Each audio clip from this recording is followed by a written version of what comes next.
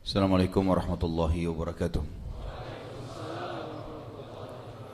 Alhamdulillah, selalu saja kita ucapkan kalimat suci kepada zat yang tersucikan dengan zatnya sendiri, dan memang dia maha suci, berdiri sendiri, maha agung, maha adil. Allah satu-satunya pencipta langit dan bumi dan apapun yang ada di antara keduanya. Dan dengan kalimat suci dan sederhana penuh dengan berkah ini, Ia telah menjanjikan kepada kita agar seluruh kebutuhan kita di roda kehidupan di muka bumi ini terpenuhi. Maka sangat wajar kalau kita selalu mengucapkan kalimat ini. Selanjutnya kita panjatkan salam hormat kita penuh dengan rasa rindu, gembira, penghormatan, rasa cinta kepada manusia yang telah diperintahkan oleh Sang Pencipta untuk dicintai, diikuti, ditunduki hukumnya, dan dijadikan sebagai suri tauladan.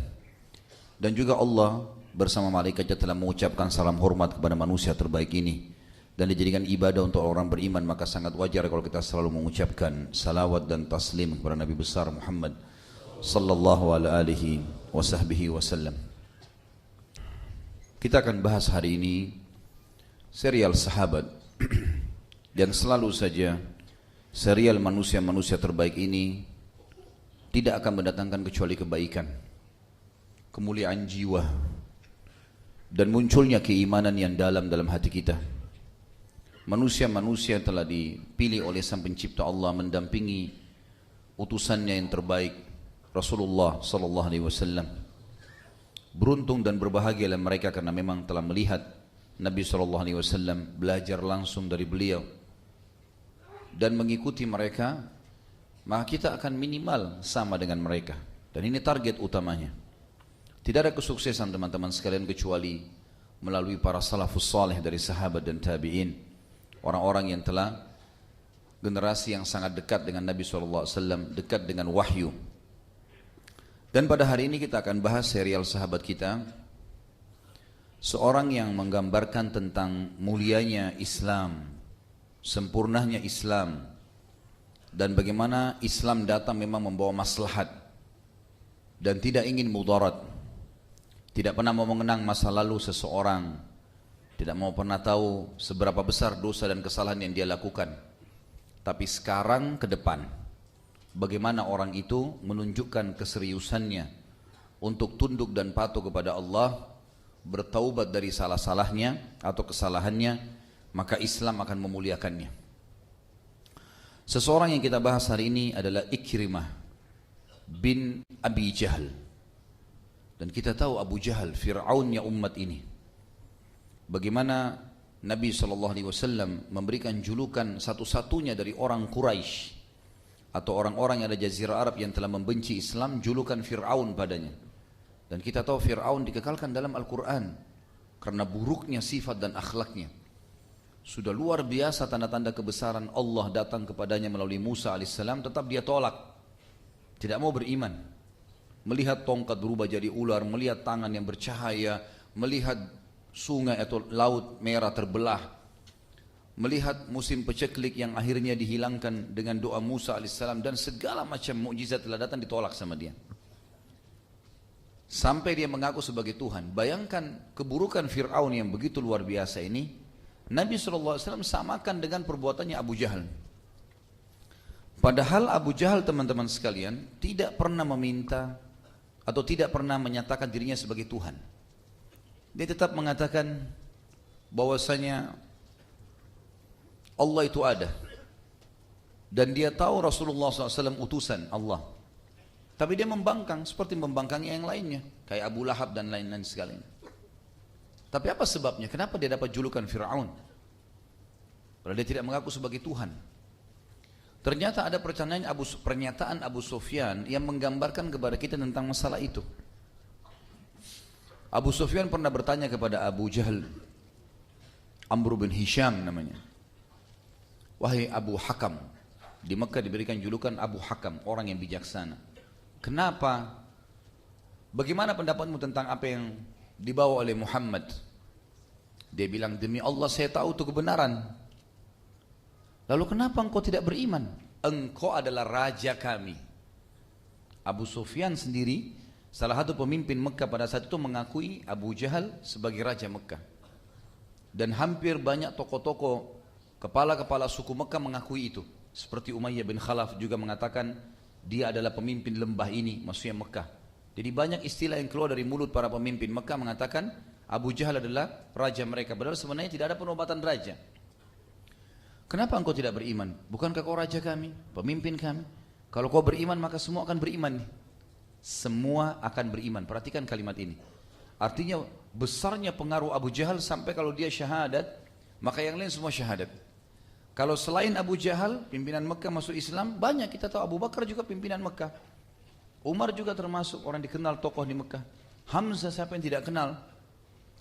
Tapi beda dengan Abu Jahal. Dia kalau masuk Islam, semuanya masuk Islam, satu Mekah.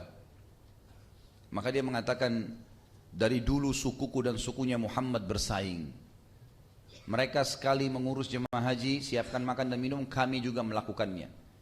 Mereka menyiapkan pasukan membela Mekah, kami juga melakukannya. Sehari buat suku Muhammad, sehari buat sukuku. Dan sekarang dari suku Muhammad keluar Nabi. Di sukuku tidak ada Nabi. Kalau aku beriman berarti sukuku akan kalah. Maka aku tidak akan pernah beriman padanya. Jadi ternyata yang membuat julukan Fir'aun berlaku pada Abu Jahal di sini karena kenapa? Dia sebenarnya tahu kebenaran dan kalau dia beriman Mekah akan terbuka tanpa ada penyerangan di tahun 8 Hijriah di bulan Ramadan dan orang-orang semua akan beriman, akan aman. Berhala akan dihancurkan. Tapi dia tidak mau. Ikrimah ini adalah anak Abu Jahal dan Abu Jahal mendidiknya luar biasa dalam masalah kekufuran. Sebagaimana ayahnya pungkiri Islam, Ikrimah juga begitu. Benci luar biasa dengan Islam. Di mana ayahnya melakukan satu perbuatan, maka dia pun ikut di situ. Ayahnya berbuat apa, dia di sebelahnya. Sampai di perang Badar, dia sempat ikut. Dan dia saksikan, ya, bagaimana ayahnya terbunuh. Juga di perang Uhud, Ikrimah hadir memerangi muslimin.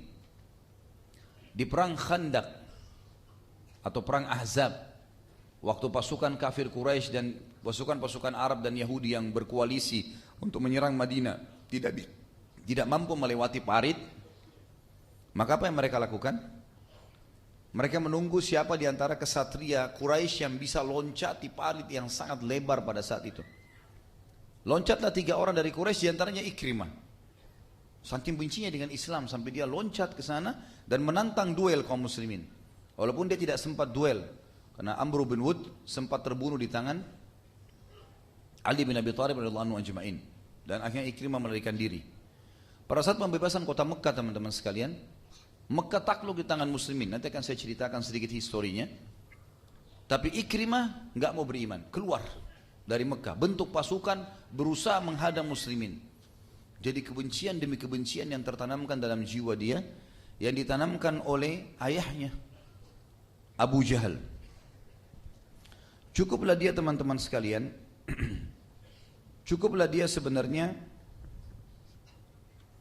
anaknya Abu Jahal.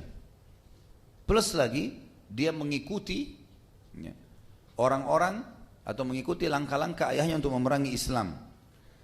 Dan saking Nabi SAW tidak ridhonya sama Abu Jahal, sampai-sampai waktu Ali bin Abi Thalib akan menikah atau ditawarkan untuk poligami menikah dengan anaknya Abu Jahal, sementara Nabi SAW masih hidup, Fatimah juga masih ada. Poligami dalam Islam halal. Nabi SAW menolak, melarang Ali bin Abi Thalib berpoligami pada saat itu. Bukan larang poligaminya, tapi dengan anaknya Abu Jahal. Itu dijelaskan waktu Nabi SAW naik di atas mimbar lalu mengatakan, saya tidak melarang hukum Allah Islam poligami. Boleh, tapi tidak akan pernah bersatu antara anaknya musuh Nabi, musuh Allah dengan anaknya Nabi Allah. Pada saat itu, karena luar biasanya Abu Jahal ini pengaruhnya dalam merusak Islam gitu. Nabi SAW atau Ikrimah teman-teman sekalian, selain dia anaknya Abu Jahal dan mengikuti semua program-program Abu Jahal yang mendapatkan gelar Fir'aun umat ini, dia juga termasuk orang yang memusuhi Nabi SAW 20 tahun. Dia juga termasuk orang yang menyiksa muslimin di Mekah bersama dengan ayahnya. Dia hadir di Badr, kemudian Uhud, Khandak, dan pembebasan kota Mekah. Semua ini dihadiri untuk memerangi muslimin.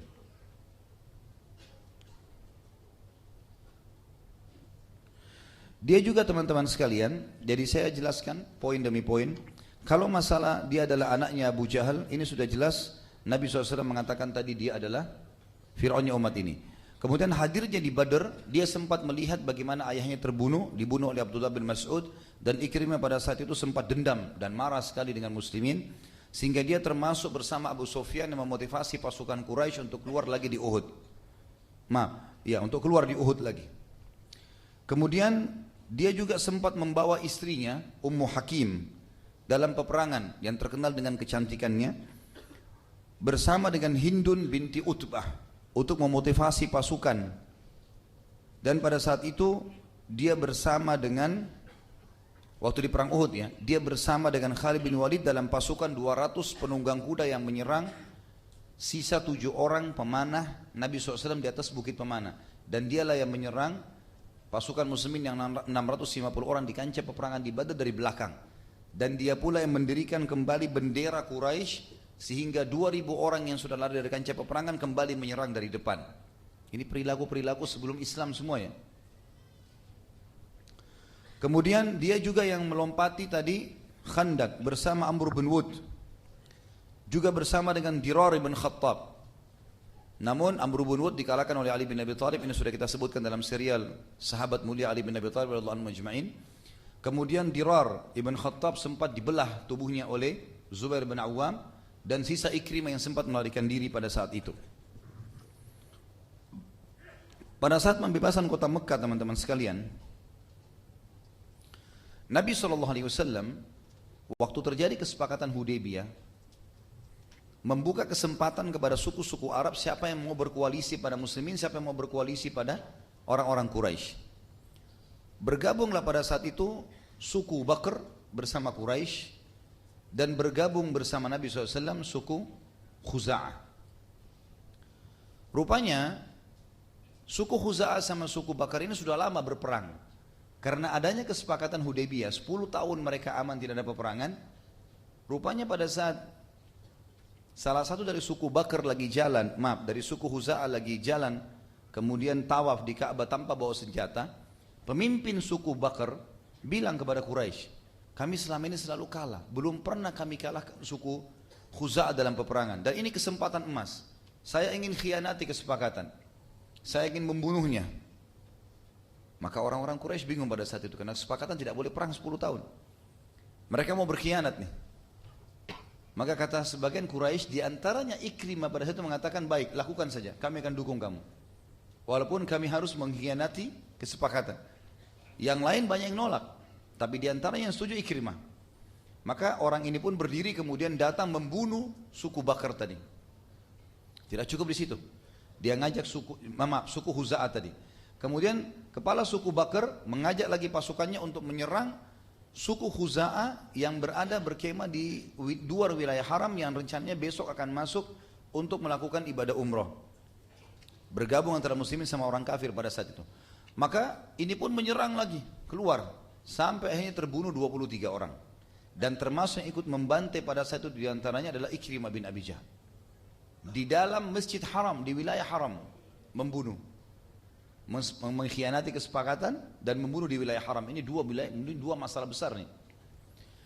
Maka pada saat itu pun mereka bingung bagaimana harus mengambil langkah apa yang harus diambil. Maka Nabi SAW pada saat itu mendapatkan informasi dari wahyu datangi, dan juga dari sebagian orang-orang suku Khuza'ah yang datang ke Madinah melaporkan kepada Nabi SAW. Ringkas cerita dilaporkan dan Nabi SAW sudah tahu. Lalu orang-orang Quraisy bermusyawarah bagaimana caranya sekarang, apa jalan keluarnya. Rupanya teman-teman sekalian, pada saat itu orang-orang Quraisy sudah musyawarah, mereka bilang tidak ada jalan lain. Abu Sufyan bilang, kecuali kita ke Madinah perbaharui akad lagi dengan Muhammad supaya aman. Jadi seakan-akan tidak ada apa-apa. Kata mereka, baiklah Abu Sufyan kamu yang ke sana. Abu Sufyan kembali ke Madinah, kemudian bertemu dengan Nabi SAW. Ada cerita panjang di situ tentunya. Dia datang ke rumah anaknya Zainab, kemudian Zainab menolaknya pada saat mau duduk di atas tikar Nabi SAW. Kemudian juga dia datang ke masjid, dia datangi Abu Bakar, dia datangi Umar, dia datangi Uthman, minta supaya mereka membantu untuk diperbaharui akad. Sampai Abu Sufyan waktu itu sempat datang kepada Fatimah dan berkata, hai Fatimah, bantulah manusia, bawa anakmu ini Hasan dan Husain supaya bisa menjadi penyelamat bagi manusia. Karena dia tahu ini berbahaya, muslimin akan menyerang Mekah gitu. Ternyata tidak ada jalan lain. Lalu kemudian dia datang ke masjid lalu mengatakan, hai Muhammad, saya datang jauh-jauh untuk memperbaharui akad. Padahal Nabi SAW sudah tahu ada pengkhianatan. Kata Nabi, kenapa? Kalian buat sesuatu, buat masalah. Abu Sufyan bohong, dia bilang enggak, kita enggak buat apa-apa kok, enggak ada masalah gitu kan. Padahal sudah pengkhianatan, sudah pembunuhan di Mekah. Lalu kata Nabi SAW, kami yang di atas akad, kalian pungkiri, hianati kami perang. Kalau enggak ya sudah, tetap aja, enggak ada pembaharuan, tunggu 10 tahun gitu kan. Ternyata Abu Sufyan pun akhirnya pulang ke Mekah, dan pada saat itu Nabi SAW menyiapkan pasukan untuk menyerang Mekah. Dan saking rahasianya peperangan tersebut, sampai baginda Nabi SAW tidak menyampaikan kecuali kepada para istrinya saja. Yang lain sahabat tidak tahu mau kemana arah pasukan. Jihad, perang, baik, semua muslimin kumpul pada saat itu mengejar fadilahnya. Tapi tidak ada yang tahu untuk apa jihadnya, mau kemana, mau serang siapa. Abu Bakar pun tidak tahu. Sampai dalam riwayat Bukhari dikatakan Abu Bakar datang radhiyallahu anhu kepada Aisyah, anaknya sendiri, istri Nabi SAW, wahai Aisyah, apakah Rasulullah mau berperang? Aisyah diam, nggak dijawab, ayahnya sendiri. Karena Nabi SAW wasiatkan jangan sampaikan siapapun. Ini menandakan luar biasanya para ummahatil mukminin pada saat itu menjaga rahasia suami mereka. Lalu Abu Bakar mengatakan, apakah dia mau menyerang Romawi? Aisyah diam. Apakah dia mau menyerang Persia? Ya, Aisyah diam. Apakah dia mau menyerang Hawazim? Diam. Apakah dia mau menyerang Mekah? Tetap diam, nggak dijawab. Padahal ini ayahnya sendiri, nggak dijawab sama Aisyah. Sampai Nabi SAW masuk. Lalu Abu Bakar langsung mengatakan, ya Rasulullah, apakah anda mau berperang? Kata Nabi SAW, iya. Apakah anda mau Romawi? Enggak. Mau Persia? Enggak. Mau Hawazim, suku yang akan diserang nanti dalam perang Hunain setelah pembebasan kota Mekah. Karena waktu itu suku Hawazim lagi mempersiapkan 10.000 personel untuk menyerang Madinah. Kata Nabi SAW, tidak. Apakah anda mau Quraisy? Kata Nabi SAW, iya. Ya Rasulullah, kita dalam akad 10 tahun gak boleh perang. Kata Nabi SAW, mereka yang khianati. Siap-siap Abu Bakar dan jangan ceritakan ke orang lain. Jalan pasukan, nggak ada yang tahu nih. Abu Bakar pun menyimpan rahasia itu. Pasukan jalan, arahnya bukan menuju ke Mekah, tapi arahnya lebih ke arah yang lain, lebih ke arah timurnya Jazirah Arab, mutar gitu jauh. Pasukan semua nerka-nerka mau kemana, mau kemana, mau kemana. Begitu dekat dengan suku Hawazim yang memang mau menyerang Madinah, Nabi SAW kirim beberapa mata-mata. Sahabat mengatakan, oh mungkin dia mau, Nabi SAW mau ke arah Hawazim. Ternyata tidak. Beliau tiba-tiba mendekat malam hari membalikkan pasukan menuju ke arah Mekah. Dan orang Mekah sama sekali nggak tahu informasi, buta informasi tentang masalah ini. Pada saat itu Mekah dalam kondisi tenang. Orang-orang tokoh-tokohnya mengatakan, ini ada apa, berita apa sekarang? Abu Sufyan sudah tiba, tidak ada pembaruan akad. Maka pada malam itu terjadilah beberapa hal. Di antaranya Abbas keluar, kemudian menemui Nabi SAW di perkemahan dan masuk Islam. Abu Sufyan juga sempat keluar mencari-cari informasi. Benar, Abu Sufyan lihat ada dari kejauhan banyak sekali api unggun, kemah-kemah, kuda, pasukan besar. Maka dia mengatakan, siapakah kira-kira ini? Gitu kan. Dia terus mendekat sampai akhirnya dia mengetahui kalau itu muslimin. Dan dia kaget karena pasukan sangat besar pada saat itu. Ringkas cerita teman-teman sekalian, Abbas lalu mengatakan, hai Abu Sufyan, ini Rasulullah, saya sudah masuk Islam. Pasukannya 10.000 orang dari Madinah. Di depan pintu gerbangnya Mekah. Kamu belum ada persiapan. Menyerah masuk Islam. Ini kebenaran. Kalau enggak percuma, Mekah akan habis nih. Kata Abu Sufyan, bagaimana caranya?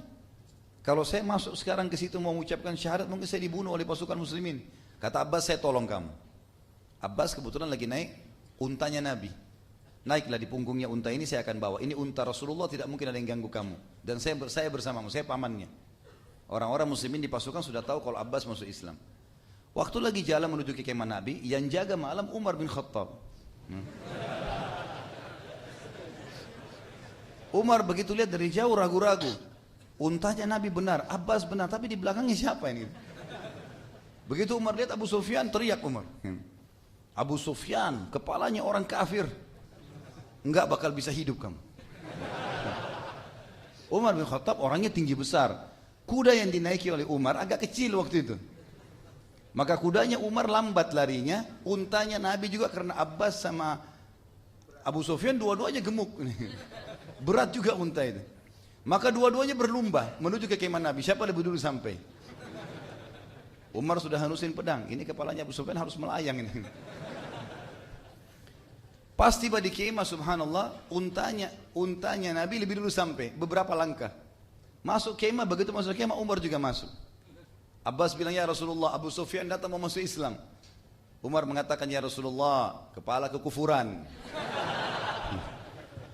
Datang menyerahkan dirinya sendiri. Tunggu apa lagi ya Rasulullah? Perintahkan, saya tebas nih. Kata Nabi SAW, biarkan hai Umar. Bagaimana ceritanya? Maka Abu Sufyan bilang, ya kami datang untuk menyerahkan Mekah, entah saya tidak tahu kenapa seperti ini. Tapi rupanya Abu Sufyan masih ragu pada saat itu. Ini benar gak jumlahnya muslimin, betul gak kuat gitu loh. Tapi dia ketakutan, dia mau keluar saja dari kemah gitu kan. Maka dia bilang, baiklah saya akan syahadat Abu Sufyan. Tapi waktu itu dikatakan masih dalam kondisi hanya karena ketakutan, belum tahu. Nabi SAW tahu itu. Nabi bilang sama Abbas, tahan Abu Sufyan malam ini nginap di kemahmu. Biarkan dia pergi besok pagi masuk ke Mekah. Baiklah. Besok pagi habis sholat subuh, Nabi SAW suruh pasukan 10.000 itu dibagi 500 orang mengelilingi bukit. Diperlihatkan kepada Abu Sufyan sambil Nabi ngobrol sama dia, bagaimana pendapat tentang Islam, bagaimana begini, sambil pasukan lewat. Tunjukkan keterampilannya, mutar gunung, datang lagi yang satu, terus begitu. 10.000 orang. Jadi banyak sekali mutar di gunung itu dan tidak selesai. Kata Abu Sufyan, siapa mereka? Kata Nabi SAW, kamu lupa? Itu kebanyakan mereka dari muhajirin. Jadi rupanya dari 500 ini ada terakhir 1.000 orang, itu khusus dari pasukan muhajirin. Khusus dari muhajirin. Dan mereka punya keterampilan pedang luar biasa. Ditunjukkan di depan Abu Sufyan. Siapa mereka? Kena matanya aja yang kelihatan. Kata Nabi SAW, Ali bin Abi Thalib, Uthman bin Affan, Abu Bakar, ini semua orang-orang dari Mekah semua ini. Siapa yang bisa melawan ini? 10.000, hancur Mekah ini. Gitu kan. Kata Nabi SAW, izinkan sekarang dia pulang. Pulang Abu Sufyan, lari-lari masuk ke Mekah. Apa beritanya? Percuma, nggak bisa kita menang. Menyerah diri saja. Hindun waktu itu istrinya sempat marah. Gitu kan.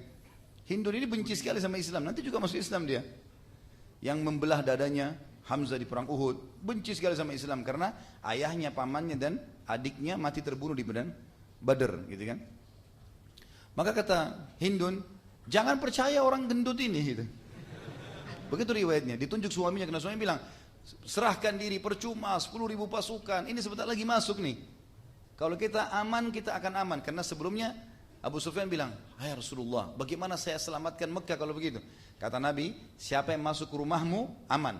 Karena Abbas sempat bisikin Nabi, ya Rasulullah, Abu Sufyan ini suka dengan jabatan, kedudukan. Beri dia jabatan supaya Islamnya kokoh, dia masih mu'allaf. Kata Nabi, siapa yang masuk ke rumah Abu Sufyan, dia aman. Kata Abu Sufyan, rumah saya kecil, Mekah masih banyak. Gitu. Baik, siapa yang masuk ke Masjid Haram, aman. Masih juga belum cukup, satu kota Mekah. Kata Nabi SAW, siapa yang menutup pintu rumahnya, nggak ada di jalan raya Mekah pada saat pasukanku masuk, aman. Kata Abu Sufyan, ini yang luas. Dia pulang lalu dia tadi motivasi orang Mekah, menyerahlah demi Allah begini, saya lihat begitu diceritain semua. Hindun datang, jangan percaya orang gendut ini. Bahkan Hindun sempat mengatakan, bunuh saja dia. Karena Hindun tidak terima itu. Kan? Maka dia bilang, jangan percaya perempuan ini. Saya lebih kenal dia. Gitu. Ini istri saya. Kalau kalian percaya saya sebagai pemimpin, percayalah ini yang terjadi. Kalau kalian nolak sebentar lagi habis semua ini. Siapa yang masuk ke rumahku akan aman. Orang-orang Mekah bilang, kecil rumahmu Abu Sufyan.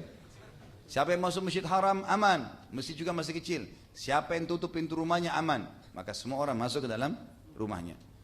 Tertinggal beberapa orang saja pada saat itu yang tidak masuk dalam rumah. Seperti diantaranya ayahnya Abu Bakar. Ya.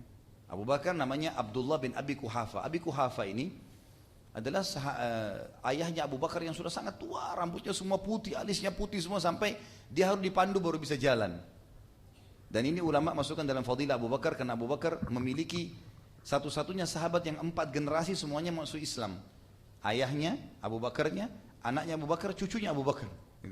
Semuanya masuk dalam kategori sahabat, masuk Islam gitu kan. Yang jelas Abi Quhafa sempat ditangkap di pinggir jalan lalu kemudian digendong oleh Abu Bakar, dibawa ke Nabi SAW, lalu Nabi SAW mengatakan, kenapa orang tua kamu biarkan ya datang kepada kami, biar kami yang datang. Abu Bakar mengatakan, ya Rasulullah, dia lebih layak datang kepada anda. Lalu Abi Quhafa masuk Islam. Dan di situ keluarlah hadis Nabi SAW mengatakan, karena rambutnya putih semua, warnahilah, bawa dia kepada istrinya, suruh warnahi rambutnya selain warna putih, diwarnai warna hitam, warna merah selain hitam ya, hitam nggak boleh. Maka keluar hadis tentang masalah pewarnaan rambut pada saat itu. Yang jelas Nabi SAW waktu masuk ke Mekah tidak ada perlawanan, beliau memberikan instruksi. Ada 10 orang, 10 orang. Dimanapun kalian dapat dia, bunuh. Walaupun mereka bergantung pada kiswahnya Ka'bah. 10 orang ini nggak bisa lolos, harus ditangkap, bunuh. Gitu kan? Begitu instruksi Nabi SAW. Dan 10 orang ini teman-teman sekalian, yang pertama namanya disebut Ikrimah bin Abi Jahal. Ini tokoh yang sedang kita bahas nih. Nama yang paling pertama Nabi SAW sebut Ikrimah, karena dia sangat benci Islam. Dan ternyata pada saat itu satu-satunya yang menyusun pasukan. Dan Ikrimah pada saat itu subhanallah memang dia mengajak beberapa temannya yang masih sebaya dengan dia, diantaranya Safwan bin Umayyah bin Khalaf. Masih ingat Umayyah bin Khalaf juga yang terbunuh di perang Badar, tokoh Quraisy, temannya Abu Jahal. Kemudian dia mengajak Hisham, ya, Harith bin Hisham. Beberapa tokoh-tokoh Quraisy yang memang jahat-jahat ini dikumpulin sama Ikrimah, keluar dari kota dari perbatasan Mekah, lalu kemudian membentuk pasukan untuk menyerang kembali, gitu kan. Tapi Nabi SAW sudah mengatur strategi di semua sisi ke Mekah itu dibagi 10.000 orang itu dibagi menjadi beberapa pasukan. Yang kebetulan pintu keluar Mekah dari belakang itu dijaga oleh Khalid bin Walid dengan pasukannya. Ikrimah di sebelah situ. Jumlahnya ratusan orang pada saat itu Ikrimah. Tapi jumlah Khalid bin Walid besar. Jumlah Khalid bin Walid di atas 2.000 orang pasukannya. Dan Khalid bin Walid yang memimpin gitu kan. Maka pada saat ketemu dengan Ikrimah, kata Khalid, hai Ikrimah, ini Rasulullah, depan matamu jelas-jelas masuk Islam. Aku pun seperti kamu dulu kufur, tapi tahu ini kebenaran, berislamlah. Kamu akan aman. Dan sekarang perlu kamu tahu, salah satu dari 10 orang yang diancam dibunuh adalah kamu. Berimanlah, berikan jalan. Kata Ikrimah, tidak demi Allah, saya tidak akan menyerah sampai saya mati, gitu kan. Tetap bersikukuh, gitu kan. Lalu kata Khalid bin Walid, baiklah kalau gitu, menyingkirlah, karena Rasulullah larang kami memerangi siapapun kecuali yang ada di jalan-jalan Mekah yang ketangkap diserahkan ke Nabi. Dan ada 10 orang yang kami disuruh bunuh, termasuk kamu. Tapi kami disuruh bunuh kamu di dalam Mekah. Kalau kamu di luar Mekah sekarang ini, kami nggak bisa. Minggirlah, kasih jalan. Dia bilang tidak. Kalau kalian mau masuk Mekah, pedang dulu. Khalid bin Walid nggak dapat jalan lain kecuali berperang. Akhirnya diseranglah pasukan Ikrimah dan terbunuh kurang lebih 23 orang. Dan Ikrimah sempat melarikan diri pada saat itu ke arah kota Jeddah, gitu kan. Yang jelas dia sempat melarikan diri. Nanti kita kembali ke kisahnya. Orang yang kedua yang disuruh bunuh oleh Nabi SAW adalah Abdullah bin Khattal. Ini pernah murtad, ya, masuk Islam lalu murtad. Kemudian orang ini sempat terbunuh depan Ka'bah, dibunuh oleh Zubair bin Awam. Kemudian ada Wahsy bin Harb yang membunuh Hamzah. Ini juga disuruh bunuh oleh Nabi SAW walaupun bergantung di kiswah Ka'bah. Tapi Wahsy sempat atau tahu namanya masuk dalam 10 orang ini, tiba-tiba langsung mendatangi Nabi SAW. Lalu dia masuk Islam, minta maaf, dan Nabi SAW maafkan. Nabi SAW maafkan. Kemudian ada yang keempat, Mikyas bin Subabah. Mikyas bin Subabah ini dia pernah dusta masuk Islam. Dia pura-pura masuk Islam karena ada saudaranya dia, adiknya masuk Islam dan terbunuh pada saat perang Uhud, terbunuh salah. Ada anak panah muslimin yang kena, dan orang kalau membunuh salah orang muslim, dia harus bayar dia dendahnya. Waktu itu kurang lebih 10 ekor unta, ya. Maka dia pura-pura masuk Islam, lalu dia mengatakan, ya Rasulullah, adik saya terbunuh, saya mau minta diahnya. Maka Nabi mintakan diahnya dari keluarga orang yang membunuh tadi, yang tidak sengaja anak panahnya kena. Sudah ambil 10 unta, dia pulang ke Mekah, kemudian dia murtad, ya. Ini namanya Mikyas, dan ini mati juga terbunuh, ya, di depan Ka'bah, dibunuh oleh Numailah bin Abdullah radhiyallahu anhu. Kemudian ada yang kelima adalah Habbar ibn Aswad bin Muttalib. Habbar ini bin Aswad bin Muttalib bin Muttalib ini sempat menghadang Zainab anak Nabi SAW pada saat akan hijrah hingga keguguran. karena lagi hamil, kemudian jatuh dari untahnya dan keguguran. Namun ia sempat masuk Islam dan Nabi SAW maafkan. Yang keenam, Ka'ab ibn Zuhair. Ka'ab ibn Zuhair bin Abi Sulma al-Muzani. Ka'ab ibn Zubair bin Abi Sulma al-Muzani. Ini penyair yang selalu menghina Islam. Kemudian dia datang dan minta maaf lalu kemudian masuk Islam. Jadi dari 10 orang ini cuma 3 yang terbunuh ya. 7-nya selamat karena mereka minta maaf dan masuk Islam. Kemudian yang ke-8, yang ke-7,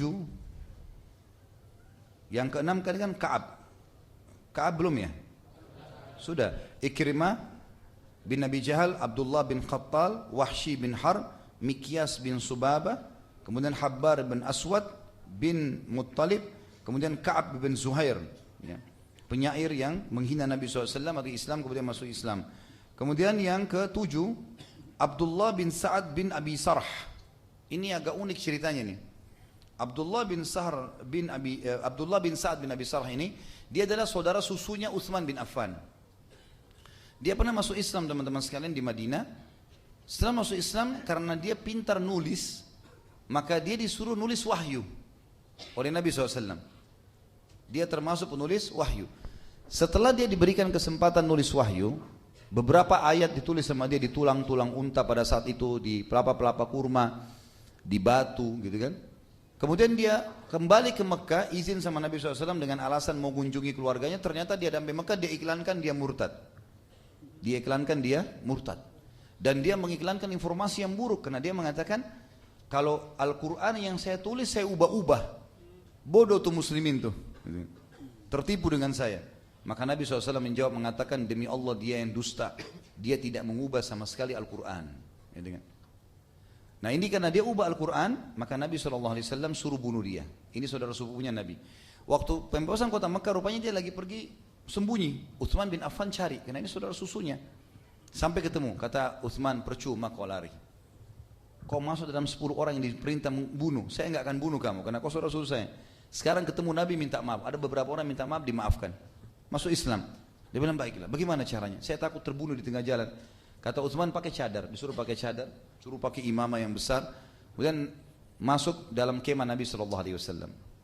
Kebetulan dalam kemah Nabi ada beberapa sahabat, dan salah satu ada sahabat yang sempat mengatakan, ya Rasulullah, kalau saya ketemu sama Abdullah, walaupun saya temui dia di kiswanya Ka'bah, saya akan penggal lehernya.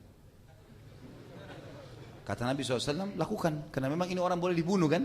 Ini orang boleh dibunuh. Waktu masuk dalam kemah, Utsman langsung bilang, tahu nanti bahaya nih, ya Rasulullah, yang bercadar sebelah saya ini adalah Abdullah bin Sa'ad bin Abi Sarh, saudara sepupu saya, yang pernah masuk Islam murtad. Terimalah Islamnya ya Rasulullah. Lalu Abdullah karena ketakutan sodorkan tangannya, minta sama Nabi SAW terima Islamnya. Nabi ternyata enggak mau terima tangannya. Nabi SAW tidak terima tangannya, Nabi diam. Ini saudara sepupunya Utsman bin Affan, gitu kan? Utsman yang bawa. Kata Utsman, ya Rasulullah, Abdullah sudah datang mau masuk Islam, terimalah. Bukan sifatnya Nabi ini. Nabi biasanya pasti langsung menerima, gembira gitu kan. Dia ulurkan lagi tangannya, Nabi tolak lagi yang kedua kali. Enggak sama sekali Nabi salaman sama dia. Orang semua bingung, apa yang harus dilakukan? Kenapa Nabi begini? Mereka juga tidak ada yang berpikir untuk ambil inisiatif apa gitu kan? Yang ketiga kali Utsman mengatakan, ya Rasulullah, Abdullah sudah datang mau bertaubat, terimalah, tolong terima. Gitu. Abdullah ulurkan lagi tangannya mau salaman sama Nabi, mau minta syahadat, Nabi enggak terima. Nabi tetap diam aja. Nabi enggak kasih tangannya. Akhirnya yang keempat kali Utsman mengatakan, ya Rasulullah, terimalah demi saya. Maka Nabi SAW waktu Abdullah ulurkan tangannya, pegang syahadat. Waktu keluar Utsman sama Abdullah, kata Nabi SAW, bukankah di sisi kalian ini ada orang-orang yang berakal? Masa kalian tidak lihat tadi saya tolak sampai 3 kali dia syahadat? Mestinya satu orang berdiri bunuh dia. Iya. Karena orang ini harusnya dibunuh. Maka Nabi menghadap ke seorang sahabat yang tadi sempat bersumpah, ya demi Allah ya Rasulullah, kalau saya ketemu Abdullah di kiswah bergantung saya bunuh, saya penggal lehernya. Kata Nabi, kau kan sudah janji mau bunuh gitu. Kata dia, ya Rasulullah, saya enggak mengerti. Coba anda memberikan saya isyarat mata saja, saya langsung penggal ya Rasulullah. Tapi sekarang sudah syahadat, sudah enggak bisa. Kata Nabi, tidak layak Nabi memberikan isyarat mata untuk membunuh. Nah, Bunuh-bunuh, jelas bahasanya Nabi. Enggak gitu kan. Tapi sudah masuk Islam. Ini kisah berhubungan dengan Abdullah, bagaimana dia selamat gitu. Kemudian selanjutnya yang ke-8 Safwan bin Umayyah bin Khalaf. Safwan ini anaknya Umayyah bin Khalaf yang memang membenci Islam juga, mati terbunuh di perang Badar ayahnya. Dan dia bersama Ikrimah membentuk pasukan untuk menyerang dari luar Mekah gitu kan. Tapi ini akhirnya istrinya yang masuk Islam duluan, lalu kemudian melobi Nabi SAW untuk bisa memaafkan dan memberikan keamanan untuk Safwan, dan akhirnya diterima oleh Nabi SAW. Yang ke-9 Hindun binti Utbah. Hindun binti Utbah ini istrinya Abu Sufyan gitu kan? Yang tadi suruh bunuh Abu Sufyan ya. Maka Hindun ini Nabi SAW masukkan satu-satunya perempuan yang boleh dibunuh ya. Yang lain 9 orang ini semua laki-laki, karena ini pembenci Islam. Dia bisa menjadi motivator besar untuk menyerang Islam gitu.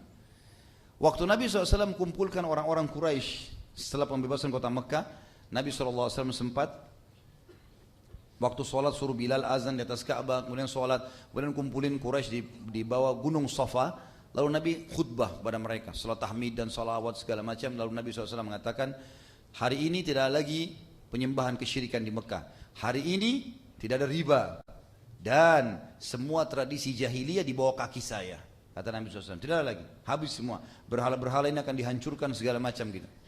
Lalu Nabi SAW ringkas cerita tentunya mengatakan kecuali kena riwayat ini panjang, kecuali pengurusan jemaah haji dan pengurusan Ka'bah, Masjid Haram, itu tetap berlaku dalam Islam.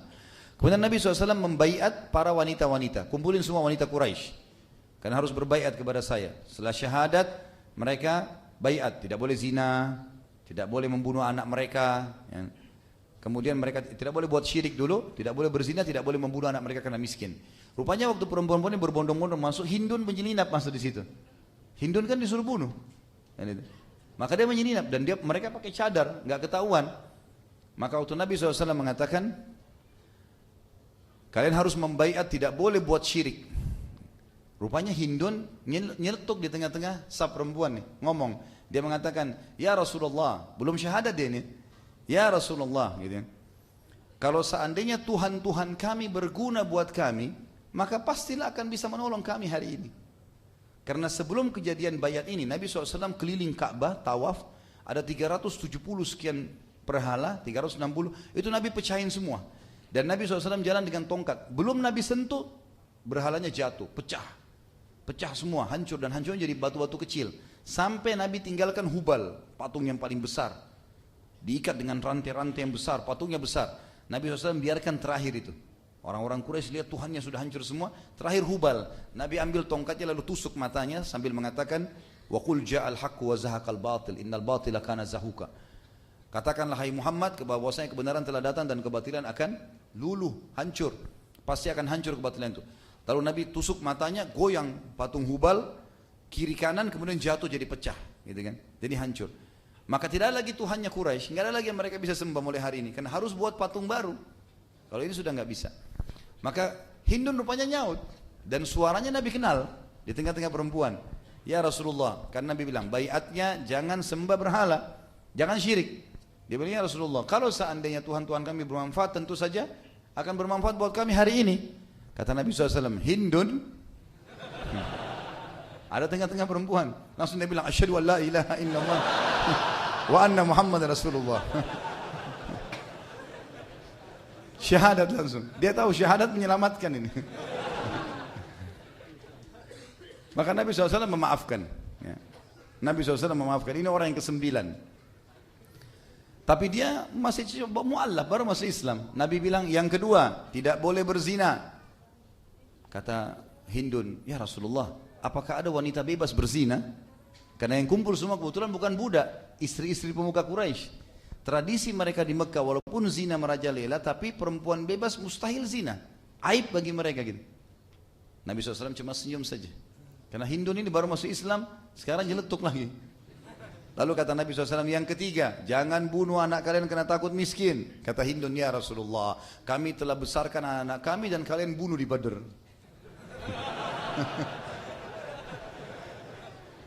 Nabi SAW senyum saja. Tidak dibantah gitu. Akhirnya Hindun berkata, ya Rasulullah, keluarlah sebuah hadis. Ya Rasulullah, Abu Sufyan orang yang pelit. Dia suka perhitungan, bahkan kadang-kadang tidak mau tahu saya makan dari mana.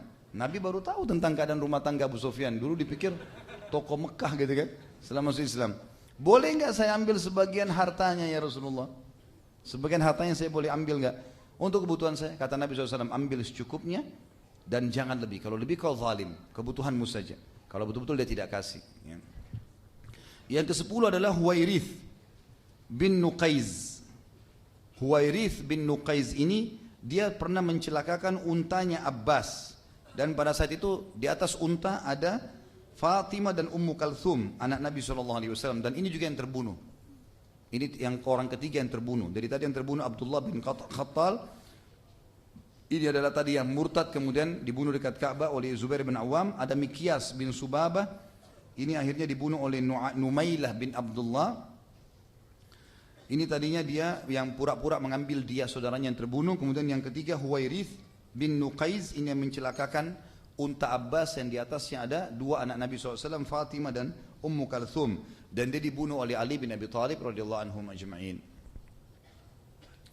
Baik, kembali kepada Ikrimah. Ikrimah akhirnya teman-teman sekalian melarikan diri pada saat itu menuju ke negeri, ke Jeddah. Kemudian dia keluar dari Jeddah naik kapal, entah mau kemana, dia belum tahu arahnya, gitu kan. Yang jelas dia mau melarikan diri. Ummu Hakim, istrinya Ikrimah, kita mulai sekarang pindah transisi dari masalahnya dia, ya, sebelum masuk Islam. Dan sampai nanti kita akan bahas bagaimana setelah dia masuk Islam, ya. Setelah dia masuk Islam. Pada saat itu teman-teman sekalian, Ikrimah naik di atas kapal. Kemudian dia melihat satu kejadian. Di kapal pada saat itu tergoncang dengan sangat kuat dengan ombak yang besar. Dan kebetulan di atas kapal semua Abu Ikrimah kenal. Kalau ini penyembah berhala semua ini. Penyembah berhala semuanya. Tidak ada satupun orang yang muslimin yang sudah tahu masalah itu. Gitu. Maka yang terjadi teman-teman sekalian, Ikrimah melihat semuanya pada saat ombak menghantam dengan keras dan mau tenggelam kapal, semuanya mengatakan, ya Allah selamatkan kami. Enggak ada satupun yang manggil berhalanya gitu. Maka Ikrimah berkata, tentu yang akan menyelamatkan di lautan, dia akan selamatkan di daratan. Berarti yang Muhammad panggil benar ini. Gitu kan. Mulai sedikit tersentuh dengan keislaman pada saat itu. Ini awal tersentuhnya dengan masalah Islam. Ummu Hakim, istrinya, masuk Islam bersama dengan Hindun dan teman-teman yang lain dan ikut dalam baiat tadi wanita-wanita. Lalu Ummu Hakim mengatakan, ya Rasulullah, kalau anda mengizinkan Ikrimah untuk saya bawa masuk Islam, berikan dia keamanan, saya akan bawa ya Rasulullah. Apakah anda terima? Kata Nabi SAW, tentu saja. Kalau dia tak masuk Islam silahkan. Tapi bukankah dia orang yang lari dari Allah dan Rasulnya? Gitu kan. Kata Ummu Hakim, ya Rasulullah izinkan saya akan pergi. Maka Nabi SAW mengatakan iya silakan. Ummu Hakim pun keluar dari Mekah menuju ke Jeddah, tanya sana sini tentang suaminya sampai diketahui naik kapal gitu. Dan ternyata kapal itu dengan hikmah Allah di tengah lautan dihantam ombak besar karena ketakutan melanjutkan perjalanan kembali lagi ke Jeddah. Pas Ummu Hakim tiba di pelabuhan, Ikrimah turun dari kapal. Maka Ummu Hakim mengatakan, wahai Ikrimah, aku telah datang dari sisi Rasulullah sallallahu alaihi wasallam. Jelas-jelas utusan Allah. Kamu tahu dia utusan Allah. Cukuplah ayahmu telah berbuat kesalahan. Jangan sampai kamu mengulanginya dalam keadaan kufur. Dan aku sudah masuk Islam. Dia sangat penyayang, dia sangat baik, dia memaafkan banyak orang. Dia sudah memaafkan si fulan, si fulan, si fulan, si fulan. Di Mekah enggak ada korban. Semuanya aman nih. Kembalilah. Kata Ikrimah, apa kau dapat jaminan? Dia bilang iya. Maka akhirnya mereka berdua pulang. Dalam perjalanan menuju ke Mekah teman-teman sekalian, ternyata Ikrimah sebagai seorang suami, dia ingin mendekati Ummu Hakim istrinya, mau menggaulinya. Lalu Ummu Hakim mengucapkan kalimat yang akhirnya makin menyentuh Ikrimah untuk masuk Islam. Gitu. Dia mengatakan, wahai Ikrimah, bukankah kamu ya, dalam keadaan kafir dan aku seorang muslimah? Dan aku telah mendengarkan dari Rasulullah SAW seorang muslimah haram disentuh oleh seorang yang kafir. Karena engkau masih najis. Engkau masih dalam keadaan najis.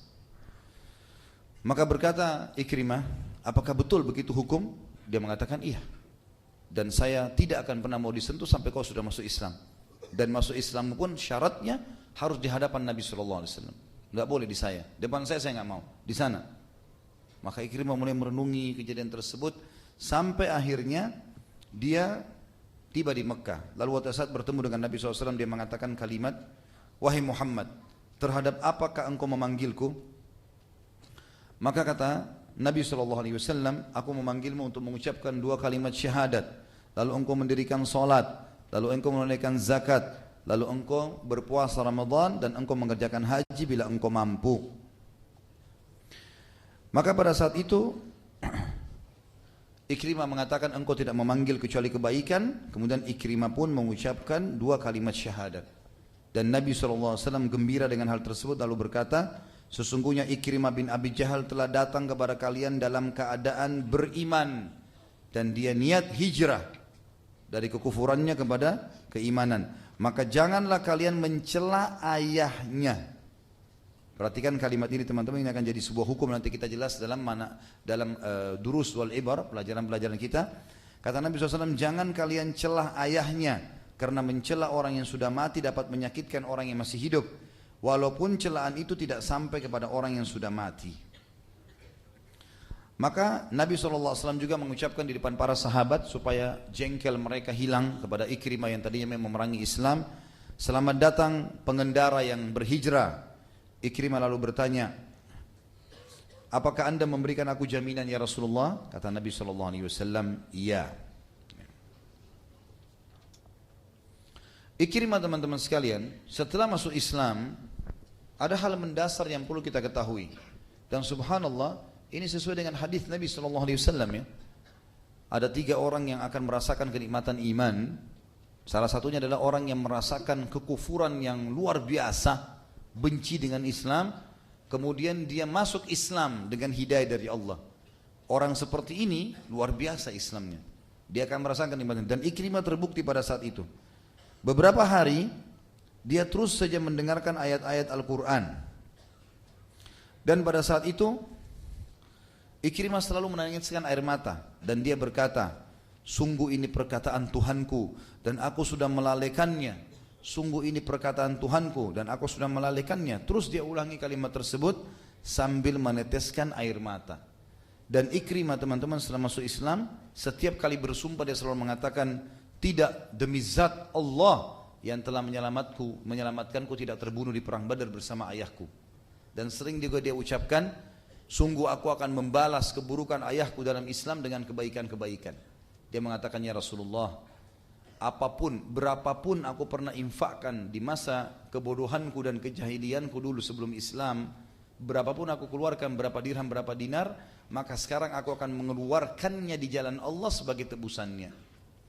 Maka Nabi SAW pun bergembira dengan keputusan yang luar biasa dari Ikrimah tersebut. Teman-teman sekalian, Ikrimah ternyata memang membuktikan keislamannya. Dan bukan cuma sekedar main-main. Setelah syahadat, dan dia terkenal seperti ayahnya. Abu Jahal kalau masuk Islam mungkin dia akan seperti orang ini gitu. Termasuk sebabnya Nabi SAW berdoa, ya Allah kuatkanlah Islam dengan salah satu dari 2 Umar bin Khattab dan Amr bin Hisham, maksudnya Abu Jahal gitu kan. Karena kekuatan tekadnya. Kalau mereka berpegang pada satu hal, maka mereka akan berpegang walaupun salah, seperti Abu Jahal. Walaupun dia salah tetap bertahan sampai mati, gitu kan. Sayangnya dia ke situ arahnya. Maka kalau dapat hidayah ini luar biasa, dan Ikrimah buktikan itu. Kata para ahli sejarah, Ikrimah ini adalah ciplakannya Abu Jahal. Maka dia berkata, ya Rasulullah, pertama sekali di depan para sahabat setelah syahadat, setelah dia mengucapkan berapapun yang aku pernah infakkan untuk memusuhi ya Rasulullah sebelum Islam, aku akan keluarkan sekarang sejumlah itu semuanya untuk menebusnya. Dan dia mengatakan, ya Rasulullah, maafkanlah semua perbuatanku yang pernah aku buatkan di hadapan anda. Ucapankah, perbuatankah, tatapan matakah, sentuhan tangankah, prasangka-kah? Ya Rasulullah, mohon kepada Allah untuk itu. Maka Nabi SAW berdoa dengan doa yang mulia di hadapan semua sahabat, ya Allah, ampunilah setiap permusuhan Ikrimah yang dilakukannya terhadapku. Setiap jejak langkahnya yang ia inginkan untuk memadamkan cahayamu. Ampunilah setiap perkataan yang ia ucapkan guna merendahkan martabatku, baik ketika ia berada di hadapanku maupun ia tidak di hadapanku. Maka Ikrimah pun bersyukur kepada Allah dengan doa tersebut yang menandakan berarti dia telah lepas dari apa yang sedang menimpa dirinya dari bahaya yang. Ikrimah radhiyallahu anhu setelah masuk Islam, selain memang dia sering menangis kalau setiap lihat Al-Quran, dia angkat Al-Quran yang ada di pelapa kurma, ditaruh di dadahnya, ditaruh di mukanya sambil menangis di depan orang. Dan memang dia bukan buat-buat, dia mengatakan ini perkataan Tuhanku yang aku lalaikan, ini perkataan Tuhanku yang aku lalaikan, terus saja begitu. Dan kalau dia bersumpah dia mengatakan demi zat yang telah menyelamatkanku tidak terbunuh di perang Badar. Artinya dia betul-betul merasa kalau dia terbunuh bersama dengan ayahnya luar biasa ini gitu. Pada saat itu tidak akan masuk surga ini. Dan dia ternyata mengikuti semua peperangan yang tersisa dari peperangan Nabi SAW. Di antaranya perang Hunain ya. Kemudian semua peperangan yang dibentuk oleh Abu Bakar di zaman khilafahnya juga dia ikut. Dan puncaknya pada saat dia berperang di zaman Umar bin Khattab dan terbunuh menjadi syahid di perang Yarmuk. Umar bin Khattab radhiyallahu anhu membentuk pasukan yang besar pada tahun 15 Hijriah dipimpin oleh Abu Ubaidah bin Jarrah dan Khalid bin Walid menuju ke wilayah negeri Syam. Dan di sana di tahun 15 Hijriah terjadi perang Yarmuk melawan Romawi. Nanti kita kembali ke perang ini karena di sini kisah tokoh kita. Kemudian tahun 16 Hijriah Umar bin Khattab mengutus Sa'ad bin Abi Waqqas radhiyallahu anhu dengan tadi 12.000 pasukan ke negeri Syam, kemudian yang ke negeri Persia 30.000 orang. Dan juga berhasil memenangkan peperangan dikenal dengan perang Qadisiyah. Dan tahun 20 Hijriah Amr bin As ke negeri Mesir dan menembus Afrika. Yang jelas kita berbicara masalah perang Yarmuk. Perang Yarmuk ini perang yang sangat besar teman-teman sekalian. Khalid bin Walid pada saat itu masuk dalam pasukan bersama Ikrimah dan Al-Qa'qa' bin Amr atau bin Amir. Tiga sahabat ini terkenal sekali dengan keberaniannya dan kemahiran memainkan pedang. Khalid sempat meminta keduanya untuk mengawali peperangan, maka keduanya mulai bersyair dengan syair yang sangat luar biasa. Ikrimah bersama Al-Qa'qa' mengajak musuh untuk duel satu persatu melawan. Dan akhirnya berduellah beberapa orang dari Romawi bersama Ikrimah atau Ikrimah dan Qa'qa'. Dan keduanya berhasil membunuh lawan-lawannya. Ikrimah berkata, aku telah memerangi Rasulullah SAW dalam beberapa kesempatan. Apakah hari ini aku akan berlari dari kalian? Siapa yang membaiat untuk mati? Kata Ikrimah. Jadi setelah beberapa hari peperangan, duel menang, perang berkecamuk sengit, maka Ikrimah mengatakan kepada beberapa sahabat, saya dulu selalu memerangi Nabi SAW dan saya menyesal dengan itu. Sekarang saya mau membuktikan kalau saya tidak akan lari dari peperangan dan saya akan memenangkan peperangan itu saya mati syahid. Siapa yang mau berbaiat untuk mati? Artinya musuh menang, pasukan menang atau kalah kita nggak akan mundur. Ikrimah yang memimpin itu radhiyallahu anhu. Maka berkatalah beberapa sahabat, kami akan ikut, dan terkumpul pada saat itu 400 orang sahabat dan kesemuanya kesatria. Dan sempat yang mengikut dan ikut juga untuk membaiatnya adalah pamannya sendiri, saudaranya Abu Jahal. Juga ada yang masuk Islam di situ. Namanya Al-Harith bin Hisham. Kalau Abu Jahal kan Amr bin Hisham. Juga masuk Islam. Ya, setelah Ikrimah, dan Ikrimah mengajaknya. Juga ada yang ikut Dirar bin Azwar, dan juga Dirar bin Azwar salah satu tokoh Quraisy yang membaiat juga untuk mati, berperang sampai mati bersama Ikrimah. Mereka sempat berjuang dengan sangat gigih dan berperang di depan markas Khalid bin Walid sehingga luka-luka menghentikan pertempuran mereka. Ikrimah sempat dibawa kepada Khalid dengan tubuh penuh dengan luka. Khalid meletakkan kepalanya di pahanya. Kemudian Khalid bin Walid menyandarkan kepala ya, pamannya Amr ya, karena dua-duanya luka pada saat itu. Kemudian Khalid mengusap wajah mereka berdua dan meneteskan air ke tenggorokan keduanya. Pada saat itu pun akhirnya Ikrimah mati syahid. Tapi ada kisah di sini yang berhubungan dengan masalah ini. Tentu kalau perang Yarmuk ini perang yang sangat panjang ceritanya ya.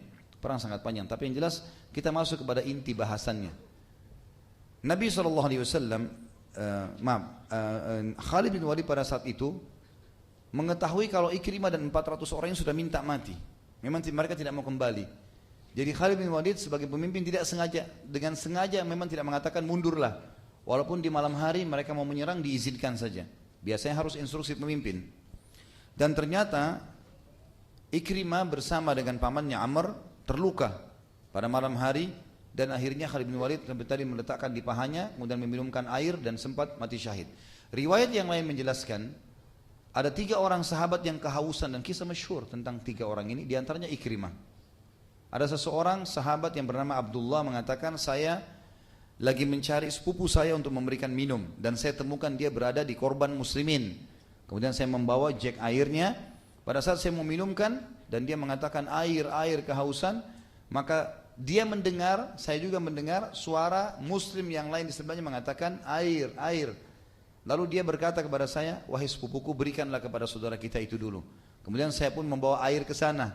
Kemudian saya mau minumkan, begitu saya mau minumkan ternyata terdengar suaranya Ikrimah. Kemudian Ikrimah, orang ini mengatakan berikanlah minum kepada orang itu.